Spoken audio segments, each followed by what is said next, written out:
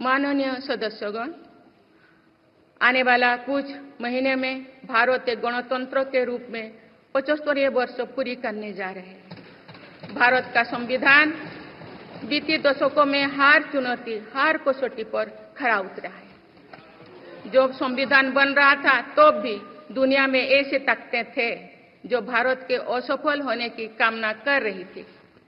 देश में संविधान लागू होने के बाद भी संविधान पर अनेक बार हमले हुए हैं।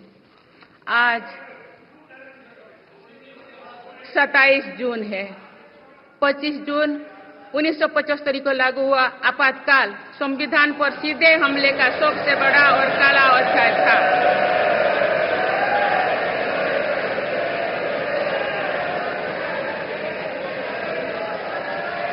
तो पूरे देश में हाहाकार मच गया था, लेकिन ऐसी असंवैधानिक ताकतों पर देश ने विजय प्राप्त करके दिखाया, क्योंकि भारत के मूल में गणतंत्र की परंपराएं रही है।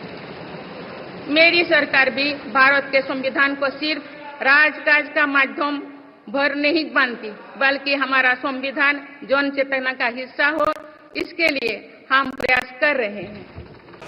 माननीय सदस्यगण, हमारी सफलताएं हमारी साझी धरोहर है, इसीलिए उन्हें अपनाने में संकोच नहीं, स्वाभिमान होना चाहिए। आज अनेक सेक्टर्स में भारत बहुत अच्छा प्रदर्शन कर रहा है। ये उपलब्धियां हमें हमारी प्रगति और सफलताओं पर गर्व करने की अपार अवसर देती है। जो भारत डिजिटल पेमेंट्स के मामले में दुनिया में अच्छा प्रदर्शन करता है तो हमें गर्व होना चाहिए। जो भारत के वैज्ञानिक चंद्रयान को चंद्रमा के दक्षिणी ध्रुव पर सफलता से उतारते हैं तो हमें गर्व होना चाहिए। जो भारत दुनिया की सबसे तेज बढ़ती इकोनॉमी बनता है तो हमें गर्व होना चाहिए।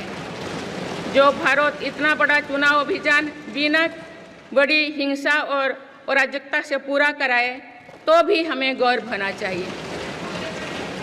आज पूरा विश्व हमें मदर ऑफ डेमोक्रेसी के रूप में सम्मान देता है।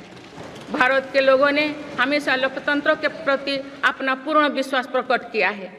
चुनाव से जुड़ी संस्थाओं पर पूरा भरोसा जताया है। स्वस्थ लोकतंत्र को बनाए रखने के लिए हमें इस विश्वास को सहेज कर रखना है, इसकी रक्षा भी करना है।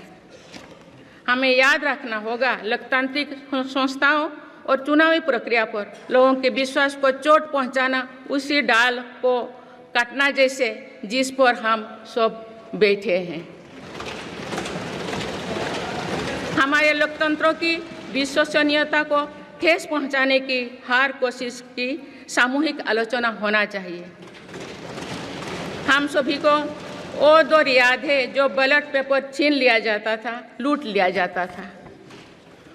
मतदान प्रक्रिया को सुरक्षित बनाने के लिए ईवीएम को अपनाने का फैसला किया गया था।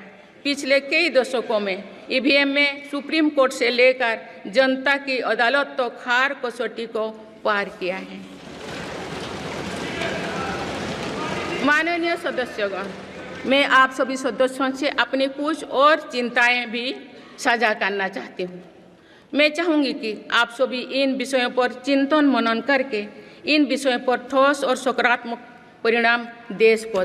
हमसे जुड़े रहने के लिए हमारे YouTube चैनल को सब्सक्राइब करें और नई वीडियो की नोटिफिकेशन के लिए बेल आइकॉन को दबाएं।